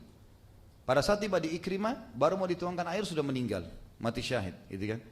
Kemudian dia bilang saya kembali ke orang kedua juga sudah mati. Saya kembali ke sepupu saya sudah meninggal. Sampai para ulama mengatakan, sungguh Ikrimah telah menutup hidupnya dengan kebaikan. Dan pada saat dia terakhir sebelum mati syahid, dia menyerang musuh sambil mengatakan, aku akan membalas dan menutupi kesalahan ayahku dengan pertempuran ini. Terus saja dia ucapkan itu untuk membuktikan memang kalau penyesalannya luar biasa. Jadi tadi memang pada saat kita sebutkan hal-hal yang buruk awalnya, ini bukan untuk mengenang keburukan beliau ya, tapi untuk menunjukkan bagaimana kemuliaan Islam sebagaimana saya ucapkan tadi di awal. Begitu juga Umar bin Khattab waktu kita ceritakan. Kita ceritakan pada saat dia menyiksa muslimin, pada saat dia mabuk. Tapi kita ceritakan juga bagaimana setelah dia masuk Islam. Untuk menunjukkan memang Islam itu luar biasa. Dan seberat apapun dosa yang kita kerjakan bisa dimaafkan oleh Sang Pencipta Allah, asal sekarang ke depan, bukan lagi masa lalu. Dalam pepatah dikatakan masa lalumu sudah berlalu. Kalau baik bersyukurlah kepada Allah. Kalau buruk berdosa beristighfarlah kepada Allah. Hari ini milikmu, perbaikilah dan lakukan yang terbaik. Esok bukan milikmu, maka engkau hanya bisa berdoa dan berangan-angan. Jadi memang ini hal yang harus kita ketahui hari ini. Alhamdulillah ke depannya itu yang kita lihat dan bukan lagi masa lalu kita. Kemudian dikatakan Ibnu Katsir sempat berkata dalam tafsir beliau tentang ada yang berkata bahwa Ikrimah tidak dikenal melakukan dosa setelah masuk Islam. Dan ini sebuah fadilah tersendiri. Artinya tazkiyah atau rekomendasi dari para ulama yang hidup pada saat itu, yang sesama dengan Ikrimah dari para sahabat dan tabi'in, mereka mengatakan tidak diketahui satupun dosa yang dikerjakan Ikrimah setelah masuk Islam. Satupun tidak ada. Jadi semuanya kebaikan-kebaikan. Imam Syafi'i rahimahullah berkata, Ikrimah berjuang dengan sangat baik setelah masuk Islam.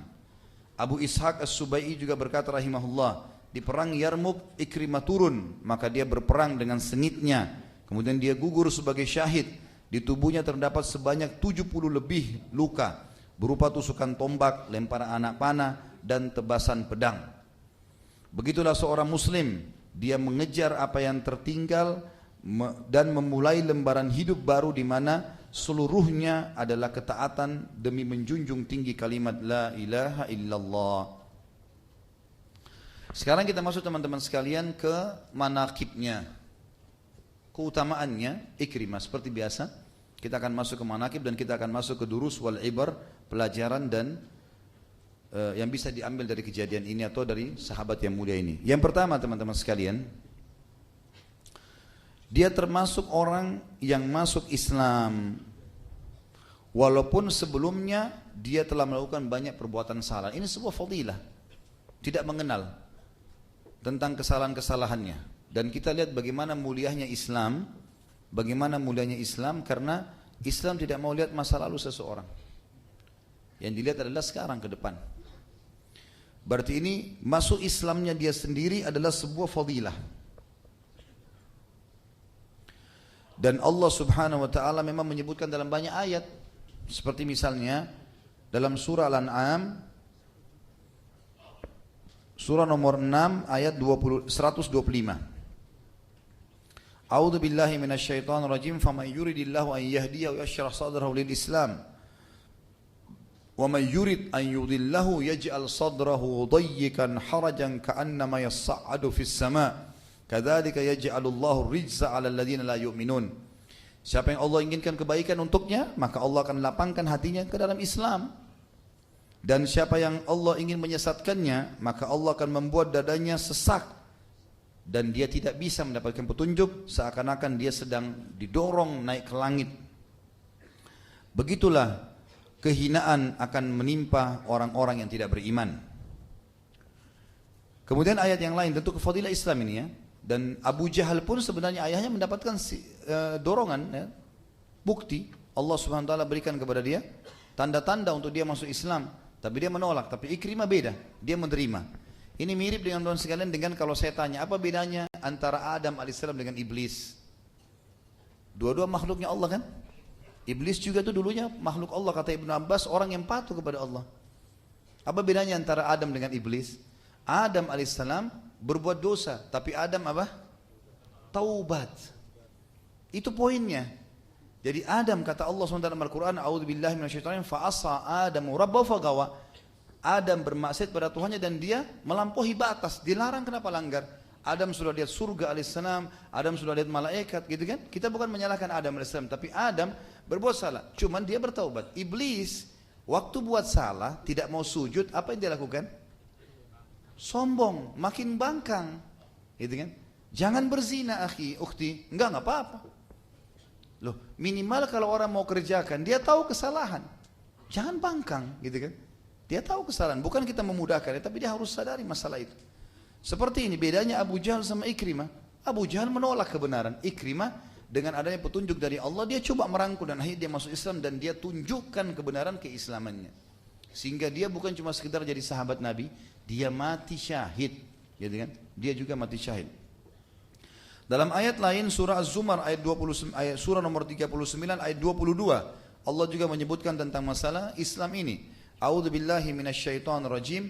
Afaman syarahallahu sadrahu lil islami fahuwa ala nurin min rabbi fawailun lil qasiyati qulubuhum min dzikrillah ulaika fi dhalalim mubin.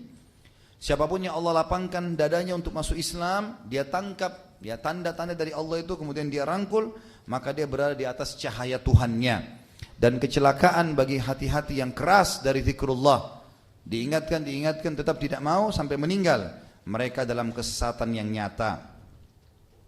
Juga dalam surah Al-Imran, surah nomor 3 ayat 19, Allah berfirman, A'udzu billahi minasyaitonir rajim, innad dina indallahil Islam. Wa makhtalafa alladhina utul kitaba illa min ba'di ma ja'ahumul ilmu baghyan bainahum wa may yakfur bi ayati llahi fa innallaha sari'ul hisab. Sesungguhnya agama yang diterima di sisi Allah hanya al-Islam dan tidak berselisih ahli kitab kecuali setelah maksudnya masuk Islam atau tidak ya, kecuali setelah datang kepada mereka kebenaran, dan itu semuanya karena baghyan bainahum. Dan ini sebab utama kesesatan teman-teman, bagi cemburuan yang salah. Cemburu lihat saudaranya berkembang, saudaranya maju, itu karena gara itu bagi. Maka itu menyebabkan mereka ahli kitab tidak mau beriman. Dan siapa yang kufur kepada ayat-ayat Allah, maka Allah sangat cepat hisabnya. Dan yang terakhir Al-Imran surah 3 ayat 85, A'udzu billahi minasyaitonir rajim, wa may yabtaghi ghairal islami dinan falan yuqbala min wa huwa fil akhirati minal khasirin. Siapa yang coba-coba milih selain Islam sebagai agamanya, maka tidak akan diterima dari dan dia termasuk orang rugi di hari kiamat nanti. Jadi ini keutamaan yang pertama, masuk Islamnya Ikrimah dan bagaimana dia menangkap ya tanda-tanda dari Allah sehingga akhirnya dia beriman. Dan ini sebuah karunia yang luar biasa. Jadi tidak ada kata-kata terlambat ya. Walaupun orang itu tadinya benci sekali sama Islam, kalau syahadat kita harus rangkul. Enggak boleh kita tolak. Bukan urusan kita itu. Masalah kita menolak orang ini pernah benci Islam dan kita tolak. Ikrimah kurang apa kira-kira tadi? Ya? Bunuh sana, bunuh sini, peperangan, pembangkangan, sampai akhirnya masuk Islam. Jadi nggak ada aibnya. Kemudian yang kedua teman-teman sekalian, Ikrimah setelah masuk Islam disebutkan keutamaan dia adalah dia ikut menghancurkan semua berhala-berhala. Semua berhala-berhala yang tersisa di Mekah, di rumah-rumah masyarakat, dia yang masuk ke rumah-rumah mereka dan dia yang menghancurkan ini. Dan dia yang menghancurkan. Ini ada sebabnya teman-teman. Karena ternyata Ikrimah dulu ya, termasuk orang yang mendukung sekali berhala. Ikrimah termasuk orang yang sangat mendukung berhala dan menyebarkan berhala di Mekah. Maka dia sekarang menunjukkan keseriusannya. Setelah syahadat, kemudian dia datang ke rumah-rumah orang Mekah dan dia pamit untuk menghancurkan. Setelah Nabi SAW menghancurkan 300 sekian lebih berhala-berhala mereka di sekitar Ka'bah. Kemudian yang selanjutnya yang ketiga adalah Ikrimah mengikuti peperangan bersama baginda Nabi SAW dan juga mengikuti peperangan bersama Abu Bakar, peperangan bersama Umar. Tapi peperangan yang diikuti bersama Nabi SAW tidak banyak. Yang ada hanya perang Hunain. Perang Hunain. Ya, ini perang melawan suku Hawazim tentunya. Ini kalau teman-teman ikuti di YouTube nanti ada ceramah saya insyaAllah. Setelah pembebasan kota Mekah ada bahasan tentang perang suku Hawazim ya, atau perang Hunain. Dan dia di situ punya peran yang sangat besar ya, karena dia termasuk berada di pasukan, di bagian depan pasukan. Dan memang dia banyak berperan untuk mengalahkan musuh-musuh. Kemudian selanjutnya yang keempat adalah Nabi SAW setelah melihat keseriusannya dalam Islam, maka pernah menugaskan Ikrimah di musim haji, terutama di Haji Wada, untuk mengumpulkan zakat. Dan dia menyempurnakan tugasnya. Tentu yang memegang zakat ini tidak boleh orang sembarangan, dia bisa menipu ya. Maka di sini Nabi SAW menunjukkan, memberikan tazkiyah kepada muslimin untuk menunjuk Ikrimah supaya bisa bertugas mengumpulin zakat. Dia harus kuat secara fisik. Kadang-kadang mengumpulin zakat sendirian atau 2 orang saja pergi. Dan dia membawa harta yang banyak. Bisa ada perampok tengah jalan. Ini menandakan kekuatan fisik, menandakan keterampilan perang. Ya. Kemudian amanahnya ini semua berkumpul. Dan tidak mungkin Nabi SAW percayakan kecuali orang yang memiliki terkumpul semua padanya sifat tadi. Yang kelima, Allah Subhanahu wa taala menutup hidupnya dengan mati syahid di Yarmuk. Dan itu disebabkan karena niatnya yang tulus. Dan dia berkata sebelum menghembuskan nafas terakhirnya, "Hadza ma fatani qabla al-Islam wa su'u fi'l abi lil Islam." Ini saya lakukan semua karena Allah dan apapun yang telah luput dariku dari keislaman. Bertahun-tahun aku enggak masuk Islam, aku bahkan merangi Islam, dan dari buruknya perilaku ayahku ya, terhadap Islam. Dan dia mau mengharumkan kembali namanya dia, mengembalikan lagi citranya dan menunjukkan kalau dia bukan seperti ayahnya yang dibenci oleh Allah dan Rasulnya. Yang keenam, dia betul-betul ya, jujur dalam taubatnya. Dan ini sebuah fadilah. Orang tidak boleh taubat setengah-setengah, hanya sekedar mau dibilangi oleh orang lain bertaubat. Tapi Ikrimah memberikan pelajaran kepada kita, betul-betul dia terbukti selalu kalau bersumpah diantaranya dia mengatakan, tidak demi Tuhanku yang telah menyelamatkan aku dari kematian di perang Badr. Sambil megang Al-Quran dia menangis dan sambil berkata kalamu Rabbi, perkataan Tuhanku. Dan kemudian dia mengatakan saya menyesal terhadap apa yang terjadi sebelum Islam. Kemudian dia menangis terisak-isak. Dan ini sebuah fadilah, ketulusan dalam bertaubat. Yang terakhir teman-teman sekalian, kita tutup dengan ad-durus wal ibar. Pelajaran apa yang bisa kita ambil dari kejadian sahabat yang mulia ini? Yang pertama, indahnya Islam, dan ini tidak pernah kita lupakan dan selalu kita ulang-ulangi teman-teman sekalian. Indahnya Islam, karena Islam hanya akan melihat keadaan orang hari ini ke depan, tidak melihat masa lalu seseorang. Walaupun dia musuh Islam, tapi setelah dia masuk Islam maka terlupakan semua kesalahan-kesalahannya. Yang kedua, hidayah itu harus dikejar dan dicari, bukan ditunggu datang. Dan setiap orang teman-teman sekalian yang bergerak, dia yang akan menghasilkan. Kalimat ini penting. Setiap orang yang bergerak, dia yang akan menghasilkan. Orang yang tidak bergerak teman-teman sekalian tidak akan ada hasil karyanya. Mengkhayal kalau cuma duduk, kemudian mengatakan nanti kalau ada kesempatan, nggak bisa. Bergerak, tunjukkan sesuatu, lakukan walaupun belum maksimal. Nanti masalah dia berkembang, itu urusan nanti. Yang penting sekarang ke depan ada sesuatu yang kita kerjakan. Dan orang yang menunggu tidak akan mendapatkan apa-apa. Dan kita lihat di sini banyak sekali contoh hadis-hadis Nabi SAW riwayat Bukhari Muslim. Bagaimana pernah waktu Nabi SAW menyuruh sahabat sadaqah, sadaqah, sadaqah, gitu kan? Ada sahabat-sahabat yang miskin datang dari luar Madinah, bajunya cuma satu lembar kain, jadi kalau terhempas dengan angin kelihatan. Muka mereka hitam kemerah-merahan karena susahnya hidupnya, miskin. Nabi SAW naik mimbar lalu memotivasi sahabat untuk supaya bersedekah, bersedekah, bersedekah, bersedekah. Sahabat berlumba-lumba nih, sahabat berlumba-lumba bersedekah, gitu kan? Sampai maksudnya di sini Nabi SAW motivasi agar sahabat berlumba-lumba bersedekah. Ternyata teman-teman sekalian, pada saat Nabi SAW sudah mengatakan bersedekahlah dan selamatkan diri kalian dari api neraka walaupun dengan secuil kurma. Artinya kalau di rumah kalian ada satu kurma, cuma bisa disedekahkan secuil kuku kecil, nggak apa-apa, sedekahin. Selamatkan diri kalian itu. Kalau tidak punya, minimal dengan kalimat yang baik. Artinya sampaikan, doakan saudara kita yang miskin itu supaya mereka dikeluarkan dari masalahnya.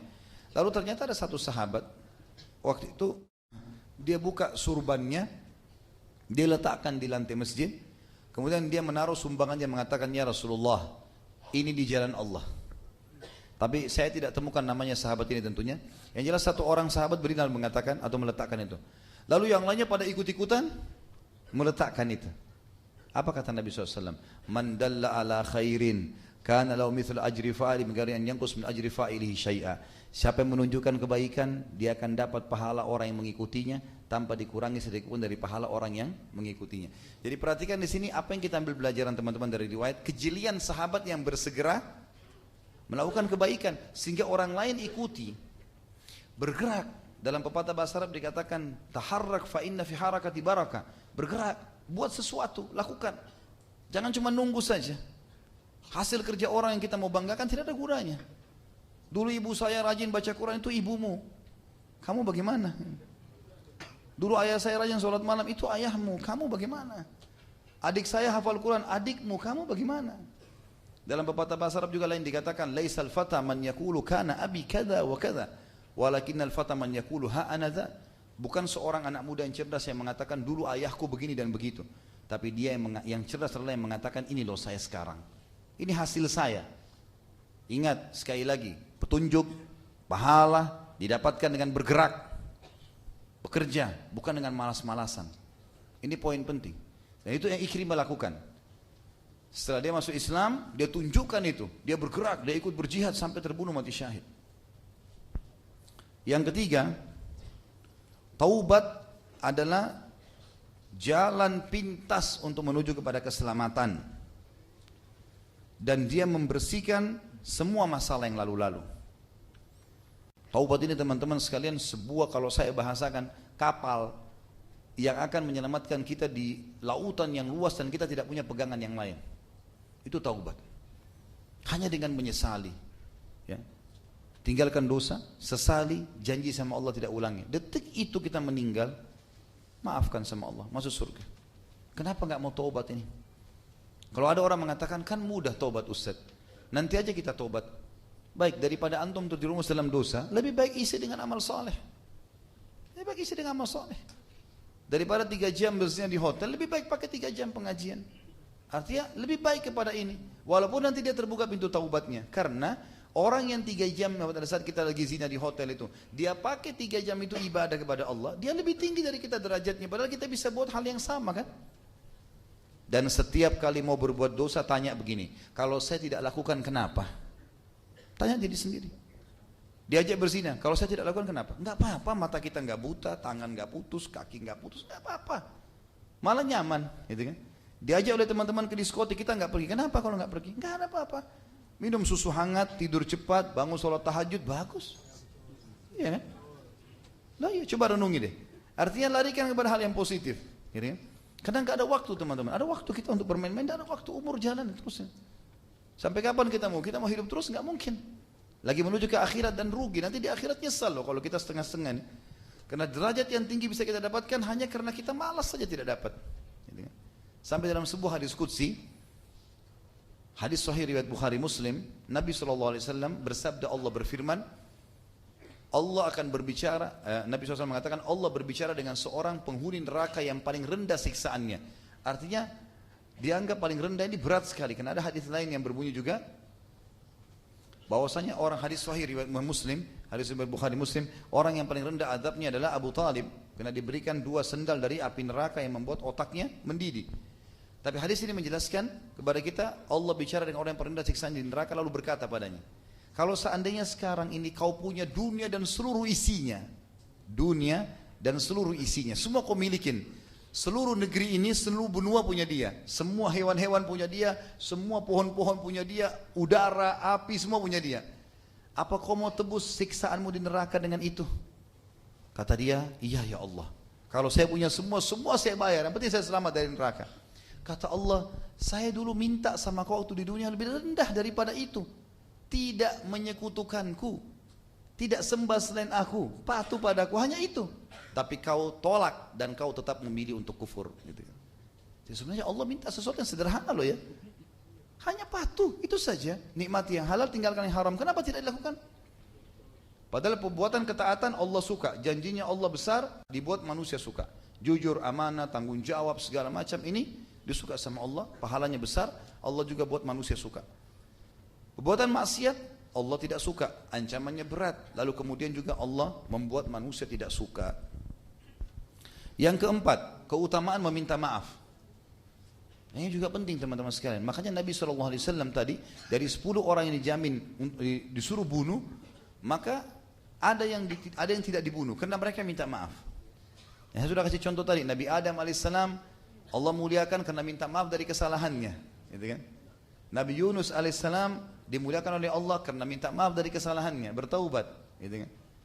Kemudian kita lihat sahabat-sahabat diantaranya tokoh kita hari ini salah, dosa apa yang tertinggal Ikrimah belum lakukan, tapi minta maaf kepada Allah, minta maaf dengan Rasulullah SAW pada saat itu, lalu menunjukkan kebaikan, maka dapat. Ini fadilah besar sekali. Fadilah meminta maaf dan memaafkan ini adalah sebuah perintah dalam agama dan Allah mengatakan dalam Al-Quran, A'udzubillahi minasyaitonir wal afina 'anil nas wallahu yuhibbul muhsinin. Dan orang yang suka memaafkan orang lain dan Allah suka dengan orang berbuat kebaikan. Ya. Kemudian juga yang kelima adalah fadilah keseriusan orang yang mengerjakan kebaikan dalam Islam untuk menutupi kesalahannya yang lalu. Seperti misal, kalau kita dulu sering berinfak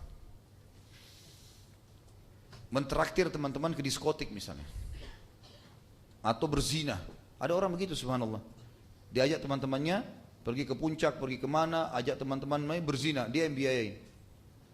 Baik, anggap itu masa jahiliyah, kita pernah lakukan dulu, masuk ke diskotik bayarin teman-teman khamernya atau apa saja. Perhatikan pelajaran dari Ikrimah. Ikrimah mengatakan, pertama sudah syahadat ya Rasulullah, aku akan mengeluarkan setiap dirham dan dinar yang aku keluarkan untuk memusuhi anda dan Islam sebelum ini, sejumlah itu untuk membersihkan yang lalu. Sekarang kita bisa lakukan hal yang sama. Coba keluarkan, sedekahkan di jalan Allah, kira-kira senilai yang kita ingat untuk membersihkan yang lalu-lalu. Dan kata ulama ini termasuk kesempurnaan dalam taubat ya. Bukan cuma pengucapan lisan, tapi bagaimana memperbaiki perilaku. Dulu buruk, sekarang jadi baik. Dulu Ikrimah memerangi Islam, sekarang dia membela Islam dengan peperangan. Dulu dia berinfak untuk memerangi Islam, sekarang dia berinfak untuk mendukung Islam. Jadi perbuatan hal yang sama dibalas. Ini termasuk pelajaran yang juga bisa diambil dari sini. Kemudian yang keenam, bagaimana karunia Allah yang maha agung. Dan bagaimana Allah subhanahu wa ta'ala sangat dermawan, ya, mulia. Sampai-sampai Ikrimah yang tadinya betul-betul membenci Islam masih diterima oleh Allah subhanahu wa ta'ala. Bahkan pernah ada riwayat, dalam riwayat Bukhari, pernah ada seseorang yang suka mengganggu Musa alaihissalam. Musa diganggu terus setiap hari. Cacimaki Musa alaihissalam, cacimaki Taurat, cacimaki Allah. Sampai Nabi Musa jengkel sama orang ini. Bertahun-tahun ini. Enggak selesai-selesai ini. Terus mencacimaki. Nabi Musa sabar. Terakhir Nabi Musa sudah enggak sabar. Ya Allah, ambil alih orang ini. Jibril datang. Hai Musa, Tuhan mengirim salam. Allah kirim salam padamu dan mengatakan kepadamu, hukuman orang ini di tanganmu, terserah. Kau mau apakan saja bisa. Minta apa saja, minta Allah turunin petir, bakar dia, dia terbakar. Minta dimatikan tiba-tiba, silakan. Minta apa saja. bumi tenggelamkan. Subhanallah, malam hari Nabi Musa berdoa. Besok pagi Nabi Musa keluar rumah ketemu orang ini. Caci maki lagi, ya, benci Nabi Musa AS. Nabi Musa sudah tidak sabar, sudah dapat izin tadi malam. Maka Musa mengatakan, ya ard khudhi, wahai bumi tenggelamkan orang ini. Tenggelam. Dan Allah dengan kemahamurahannya menenggelamkan orang ini yang benci sama nabinya, benci sama Allah, mencaci maki Allah, caci maki Taurat, ditenggelamkan cuma sampai lututnya. Orang itu tidak bisa gerak. Lalu dia mengatakan, Musa maafin saya. Kata Musa, sudah telat. Tidak ada lagi maaf. Ya Allah, ya bumi tenggelamkan dia. Ditenggelamkan sampai perutnya. Belum tenggelam semua. Hai Musa, maafkan, saya akan beriman padamu. Musa mengatakan, dusta, saya nggak paham, nggak ngerti, saya nggak mau tahu. Hai bumi tenggelamkan, tenggelam sampai tenggorokannya. Masih bisa ngomong, Musa maafkan. Nggak mau. Musa mengatakan, hai bumi tenggelamkan, sampai tenggelam. Dalam riwayat Bukhari, kata Nabi SAW, Allah mengutus Jibril lalu berkata, hai Musa, ma aqsa qalbuk, sungguh keras hatimu itu. Ya? Kalau seandainya, kata Allah, Jibril mengatakan, Allah mengatakan, kalau seandainya dia mengucapkan pada saya maaf dari awal sekali sebelum kakinya tenggelam, saya sudah maafkan. Kenapa kau harus dendam seperti itu? Maka ini sebuah fadilah sebenarnya dalam Islam ya. Jangan selalu dendam dengan orang. Kalau orang sudah minta maaf, sudahlah, selesai. Untuk apa kita simpan-simpan? Toh Allah SWT juga akan memaafkan kita. Saya juga pernah sebutkan kisah Muslim bin Abi Muslih, sepupu Abu Bakar radhiyallahu anhu ajma'in, yang pernah dibiayai oleh Abu Bakar hidupnya. Tapi ternyata waktu tersebarnya fitnah zinanya Safwan dan Aisyah radhiyallahu anhu ajma'in, maka Muslim bin Muslih termasuk orang yang menyebarkan isu. Waktu Abu Bakar tahu radhiyallahu anhu, Abu Bakar berhentiin nafkahnya, nggak ada lagi bantuan tiap bulan. Abu Bakar nggak mau salam sama dia, gitu kan? Ini orang ini sudah dibantu kok gini, malah jebari fitnah keluarganya lagi.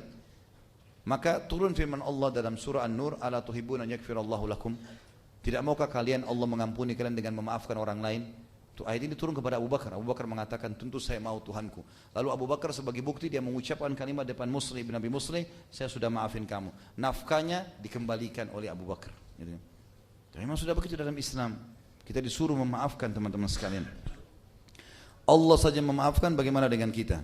Dan yang terakhir, yang ketujuh adalah bagaimana fadilah jihad, perang ya, dalam Islam, dan bagaimana fadilah mati syahid yang sudah sering kita ulang-ulangi tentunya teman-teman sekalian, dan tidak kita ulangi lagi pertemuan sekarang. Bagaimana Islam itu sangat memotivasi untuk seseorang berjihad, dan bagaimana Ikrimah bin Abi Jahal yang begitu masuk Islam sudah mendapatkan informasi dan mereka tidak menunda lagi. Cuma saya menyebutkan sebuah kata saja, bila Allah mudahkan satu waktu ada jihad yang benar sesuai dengan Al-Quran dan Sunnah, memang ada panduannya, memang ada penyebab-penyebabnya, maka jangan tunda teman-teman sekalian. Karena memang mati akan datang dimanapun kita berada, kapanpun, dimanapun. Kita sedang ada di rumah, di ranjang atau di medan perang, tetap akan mati. Dan Islam mengajarkan kita untuk mati syahid. Serta yang kedua yang perlu digarisbawahi, orang kalau terbunuh oleh musuh, maka tidak lagi dia rasakan apa yang sedang dilakukan oleh musuh tersebut. Misalnya tusukan, misalnya bom, misalnya tembakan. Karena mereka hanya merasakan satu, sakaratil maut. Ruhnya dicabut ya dari tubuhnya. Dia nggak rasa lagi, aduh dada saya sobek kena tembakan peluru, atau kepala saya meledak kena bom. Itu nggak ada lagi sudah. Dia cuma lihat malaikat maut, cabut ruh kita, selesai. Ya, kalau orang mukmin maka akan mudah seperti air dari mulut kendi. Dan kata Nabi SAW, semua orang merasakan sakaratul maut kecuali syahid yang hanya merasakan seperti gigitan semut saja, gitu kan?